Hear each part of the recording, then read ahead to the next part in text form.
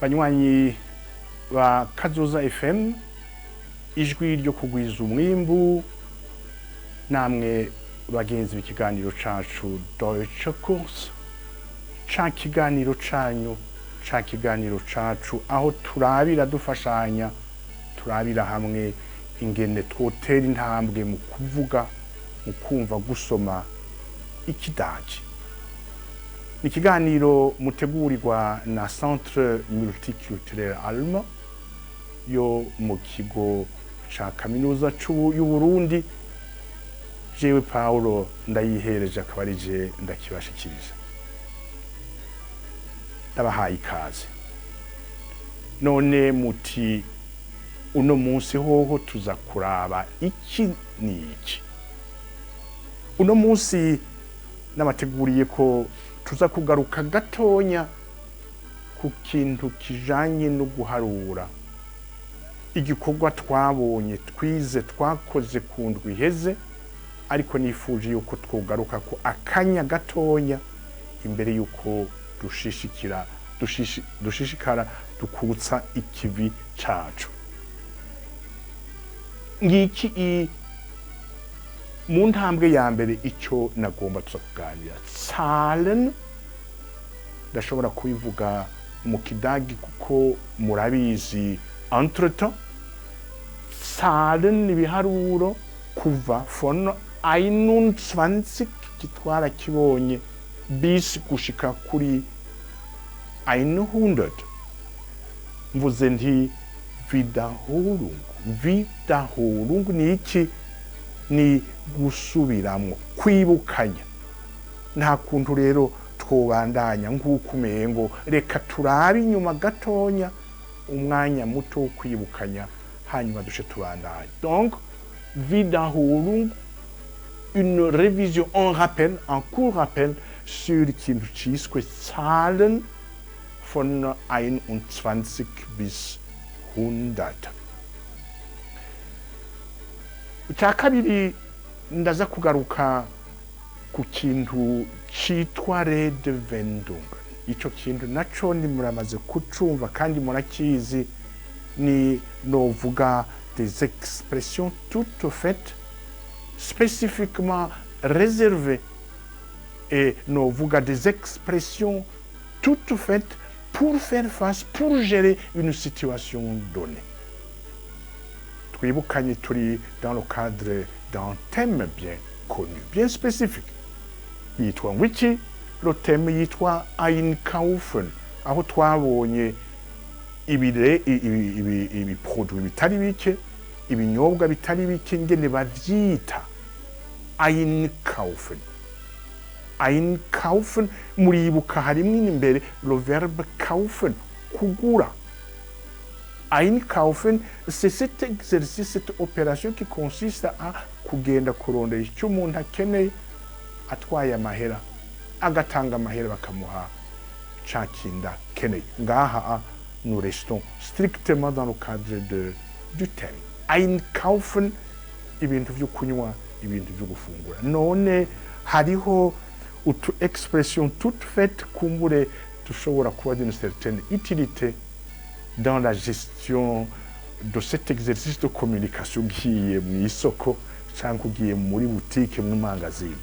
Ndaza kubigaruka ko imbere yuko dusozera iyo theme. Gutyo niyo twayisozera duce dutandukira rero iyindi theme. Iyo yindi theme nayo ijanye n'iki? Ijanye naho umuntu abaye. Le thème suivant ijanye naho umuntu abaye, le lieu d'habitation. L'habitation, appartement, inzu, yita uko mushaka, mugabo n'ahantu umuntu aba, n'ahantu abantu baba.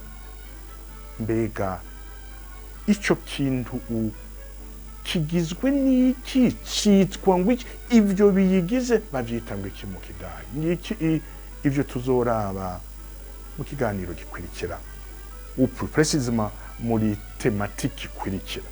reka rero dutangure aka gaporogaramu kacu gusubiramwo twiyibutsa ingene baharura. Twari twabonye ingene baharura kuva kuri 0 gushika kuri 20. 0, 1, 1, 2, 2, 3, 3, 4, 4, 5, 5, 6, 6, 7, 7, 8, 8, 9, 9, 10, 10, 10. Turabandanye 11, 11, 11, 12, 12, 13, 13, 14, 14. Ngira ngo ababona bamaze kubona icyo ndiko nderekana mu gusoma kuva kuri 13, 13 uhera ku mpera. 13, 14, 15, 16, 17, 18, 19 gushika 20.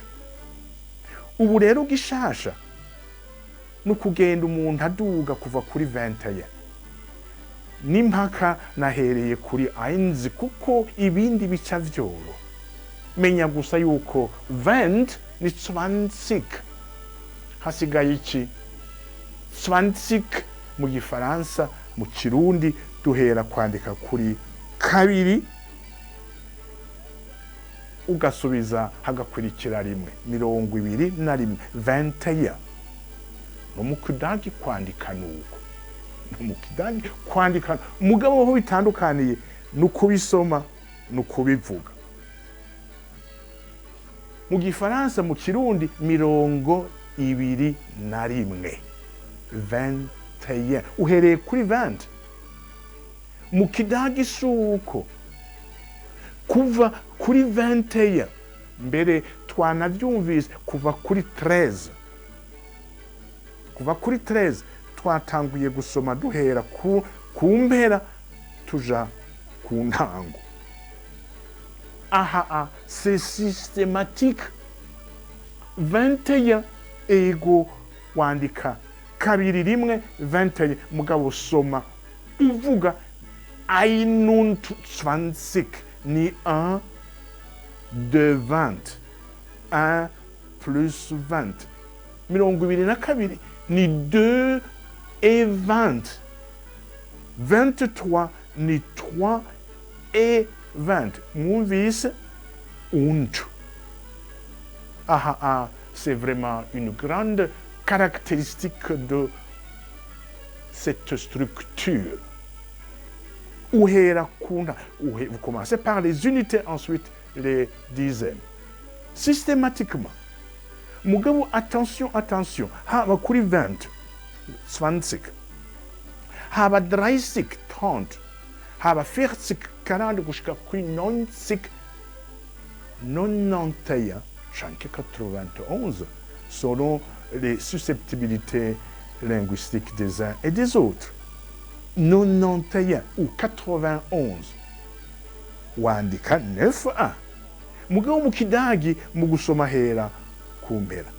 1, 90. Mugabo ntuvuga 1, uvuga 1. Ucukura ko S. Mu vyukuri kimwe ni 1. Mugabo iyo ugishize kuri 20, 30 gushika kuri 90 uvuga 1. Mugabo ari kimwe rudende, kimwe 1. Mugabo 21 ni 21, 31 ni 31. Nivyo ahanini nagomba ndabibutse ingene basoma kwandika ni kwa kundi mu Kirundi ni kwa kundi mu Gifaransa. Ubudasa buri mu gusoma. Kuva kuri 13 mu Kidagi usoma igiharuro 13 gushika kuri 19 uhereye ku ntango. Akarorero 17 wandika rimwe indwi, usoma indwi ya 10. 17 19 wandika 10 rimwe na 9, usoma uvuga 19. Shusimba gatonya 20 mugabo ubandanye rero hano 21 gushika kuri 29 systematiquement ein und, zwei und, vier und, 9 und. Mugabo kuri 1 ntushireko la terminaison s. 21, 22, 27, 29, 30, 30. Abashobora kubibona bararaba la manière spécifique ya 30. Ce n'est pas cette ig nguko ari Luka ya 20, 40 gushika kuri 90. Ni 30 S7. Mugabo ubandanije guhara ni kwa kundi 31, 31, 32, 33, 33, 37, 37. Urumva 30 igumaho gusa ucutangura kuvuga, ucutangura uhera kuri kijya, kandi ntimwibagire und. 38 gushika kuri 90. 90 ni 90. 91 wandika 9 rimwe. 9 rimwe no mu Kidagi nuko. Mugabo hageze kuvuga no gusoma niho wumva la difference. Mu Kidagi uhera ku mpera. 1, 91. 91. Systematiquement on dit pas 1 mais 1. 92 gushika kuri 99. 99 ni kwa kundi 99. Hacakurikira iki? Novuga hahereza iki kubitwerekeye uyu munsi twibukanya ni 100. 100 ijana. 100 canke 100. 100 canke 100. Vuga 100 nta kosa uzoba ukoze. Vuga uti 100 naho nyine nta kosa uzoba ukoze. Byari ibyo nari nashimye kugaruka ko mu by'ukuri twibukanya ingene baharura, ingene bandika, cyane cyane ubudasa buriho bumwe buboneka mu kuvuga. Kwandika si ikibazo.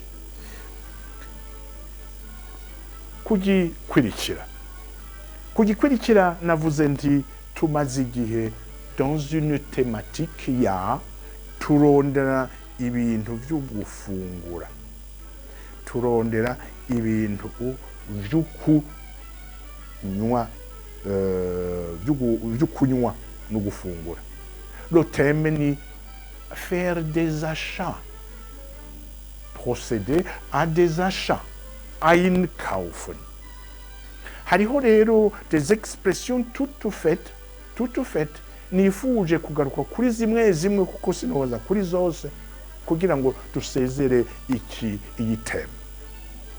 D'abord tuvuze ibintu byo gufungura no kunywa. Hariho ibintu bibiri nyamukuru umuntu aca yumva, ashobora kumva: no gusonza canke kunyoterwa. Iyo rero unyotewe, iyo ushonje, nturondera des formules magiques nouvelles ziriho. iyo situation de sensation yo kunyotegwa canke yo gusonza birafise ingene vyitwa Hunger haben. Hunger haben. Hunger haben novuga ko ari ijambo rimwe naho rigizwe n'ibice bibiri. Dufise ngaha un verbe haben tuzi, un verbe auxiliaire twabonye ingene iba conjugué, na hunger qui est un substantif, avoir faim. Ufise iyo sensation ugomba kuyisigura cyangwa kwibwira umuntu nta kundi kuriho sur le plan de la communication que gukoresha iki kintu. Uvuga uvyishirako ich habe Hunger, j'ai faim. Nta kundi kuntu ich habe Hunger. Ari inyota naho ni Durst. Durst ni soif. Urifuza gose amazi yo kunywa, urifuza gose akaji unywa canke ikindi unywa, nta kundi kuntu sur le plan de la communication mu kidango ushobora kubivuga que gukoresha le substantif Durst isigura la soif na le verbe haben. Donc les deux mots, un substantif et un substantif et un verbe, novuga zifise une entité grammaticale zisigura kimwe. Nivyo, ils sont de nature grammaticale différente, mais vous ne pouvez pas les séparer si vous voulez réellement traduire ou dire ico kintu que avoir la sensation d'une faim ou d'une soif. Reka tuve ku bantu twerekeze iyo tuja kurondera ivyo tunywa canke dufungura. Twarize nivyo ingene abadagi bita iki na kiriya. Rero niyo waja gusoma, soyez prudent. Genda wateguye koko la liste y'utwo ugiye gusoma, utwandike kuko vous avez tous les outils. Vous savez comment iki citwa. Urondera umukate ni brodo. Urondera umuhwi ni banane. Urondera anje ni zavre. Ivyo urabizi. Mugabo reka dushike ahantu ubonye ikintu ukagerageza kwibuka mu byo wize byose, mugabo icyo kintu ntucibuka. Icyo bintu ntucibuka. None uvyifata gute? Aha rero niho iki kintu ca Redewendungen kiza gifasha. Cibuke rero. Ubaza uti, urumva ugiye kugura uti nifuza imikati 2, nifuza imihwi 4, nifuza ibiro 3 vy'umuceri canke vy'intofanyi ibiraya. Me ico kintu uragomba kukigura, mugabo ntacuzi. Nduzi ngene bakivuga mu kidagi. Le plus simplement du monde, il y a à notre disposition un outil de communication, une Redewendung yitwa was. Das. Was ist das? Change, wie heißt das auf Deutsch? Wie heißt das auf Deutsch? Une des points d'interrogation. Was ist das? Donc, ugombye kugura ikintu warondeye ingene bacita mu kidagi ntaco wibuka. Non, vous avez une belle expression à votre disposition. Mais sortez-la et vous aurez certainement ico kintu et vous aurez fait usage de vos connaissances. Was ist das? Wie heißt das auf Deutsch? No kuvuga iki? Ico kintu uniki. Uwa rero urumva wakwamye ntucibuka ingene citwa. Mugabo uba ucuba oblige yo gukoresha ukuboko ivy'Imana yaguhaye na connaissance aussi, parce qu'il y a expression urayizi. Was ist das? Canke wie heißt das auf Deutsch? Aha, dukoresheje deux verbes tuzi twatanguriyeko, d'une part le verbe sein, être, et le verbe heißen, ça s'appelle comment? Nguko ukuntu ushobora kuva dans une situation. Donc, voilà comment vous pouvez faire face à une situation en jouant sur des règles de Wendungen. Ce sont des expressions toutes faites qui vont vous aider à vous en souvenir, qui vont vous débrouiller à vous exprimer et à obtenir ce qui nous rondera. Ikindi kintu mvuze ndi ugiye kurondera ikintu wewe urakwama gatoya. Imaginons une autre situation. Ucinjira umudaga kubonye umugana akubonamwo inyungu y'igikorwa ciwe, nico gituma aca arekira iruhande ico cyose yariko ntabandanya amatelefone n'ibindi, aca aza kukwakira, aza kugana. Bien sûr, avec des expressions d'usage muzi, arakuramutsa guten Tag. Tout de suite, gikurikira, c'est une expression aussi toute faite. Nous kuvuga iki? Ni un ensemble de mots qui constituent une locution, une expression, iza kugufasha, en fait, pour faire face à cette situation. Winjiye mu magazine, aca kubaza ngo iki, arakugana. En quoi puis-je vous être utile? Kann ich Ihnen helfen? Kann ich Ihnen helfen? Voilà une question qui spontanément iza kuza de la part y'urya muntu akwakiriye muri butiki, mu mangazini canke ahakorera iduka yiwe. Kann ich Ihnen helfen? Il vient vers vous et il vous propose ses services. Kann ich Ihnen helfen? Donc urumva, il vous tend une perche. Nawe wishura gute? Uca umubwira ico urondera rero. Uca umubwira ico urondera. Ugiyeyo wagiteguye, urazi ico urondera, urazi ico ugiye kugura, uca ukimubarira. Mugabo igihe bishobora gushika ko uba utakibuka ingene bakivuga mu Kidage. Nakubwiye, wie heißt das? Wie heißt das auf Deutsch? Canke was ist das? Situation yindi. Situation yindi urashobora kugenda ugiye tuvuga dans une boucherie. Dans une boucherie bagurayo ibintu bitandukanye. Bien sûr, ugenda mu vy'ukuri witeguye, ufise akarisi, urasoma kuri ka karisi ibyo ukeneye. Wa wundi akwakiriye ni kwa kundi.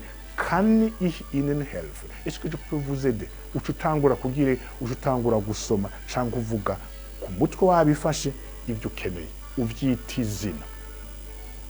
Icyo ngomba gushika ko ngaha ni iki? Wewe ushitse ku mpera ya yarisi, bisto wayihejeje. Wa wundi ukumubarira uti nkeneye iki n'iki, magaramu canke ibiro canke amafund, hariho agaforumira agira hier bitte. Hier bitte. Muribuka, bitte, c'est un de ces mots novuga magiques, un de ces mots magiques qu'il faut effectivement, il faut le savoir et il faut savoir en faire bon usage. Donc, uramusavye uti nifuza amagarama y'iforomaje. Akubwira ngo iki? We wasavye autant de grammes y'iforo, aca kubwira aje kugupira hier bitte, nukuvuga arakuhaye. Yagupimiye araguhaye. Wewe bien sûr uravuga uti danke. Abonye yuko atakiza en certain moment arashobora kwibaza ati ariko araheza yarize. Hariho agaforomire keza cyane gose kavuga sonst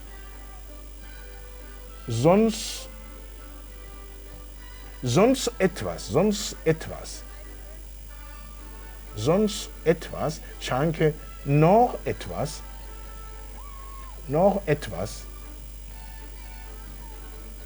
C'est une formule consacrée à cette situation bien précise, aho mu by'ukuri avuga ati kumenga urahejeje ubwo ntaco wowe wibagiwe.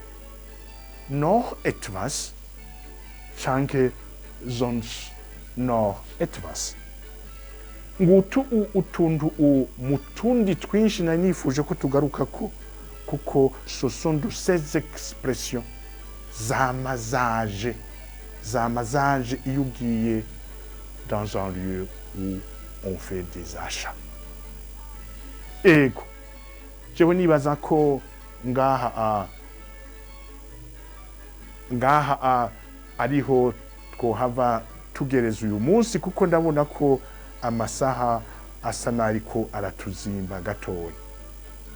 Twasubiye tugaruka ahanini ku byo twabonye muri leçon ya gatatu, leçon qui porte sur l'approvisionnement ou les achats. Twarabonye ingene ibintu bigugwa byo gufungura canke ingene babivuga. Twarabonye aussi des verbes spécifiquement réservés à ce thème. Twarabonye ingene bazikonjuga. Cane twabonye des expressions toutes faites, no kuvuga iki de locution zishobora kugufasha quand vous êtes dans une situation. Ikindi ngaha mwomenya nuko ugiye gusoma ubwirizwa kumenya mbega ico kintu urondera kiri gute sur le marché, mbega bakigurisha en terme de gramme, kugira niyo waja gusoma usume ibiro canke amagramme. Mbega bagurisha pièce par pièce, eine Flasche. Mbega bagurisha eine Packung, ugiye kugura ng'icayi uvuga eine Packung. Donc pour dire que chaque produit ugiye kugura il faut ko umenya ingene bayigurisha, gutyo bizokorohera kugene ubisaba. Uzovuga uti nkeneye icupa rimwe ry'amazi canke nkeneye iritiro ry'amata canke nkeneye ndazi ico arico, canke uti nkeneye amagarama 250 ya jambon canke ya fromage. Nuko rero reka tugeze ngaha kundwi iza tuzotangura iyindi leçon nshasha, nkuko nari nabivuze ngitangura, izotwinjiza muri tematiki yaho umuntu abaye. Nous allons découvrir effectivement mbega aho umuntu aba hasikuye gute, hasa gute, mbega umuntu yitiki iki kintu kiriya citwa gute, mbega umuntu akivuga gute. Nuko reka tugeze ngaha ntitwotangura ico cigwa kandi mbona umwanya usa nuriko uratuziza. Mwakoze rero kubana nanje, kubana natwe muri kiganiro ca Deutschkurs. Reka ndabasezere ndabifuriza amahoro y'Imana naho ubutaha turi kumwe.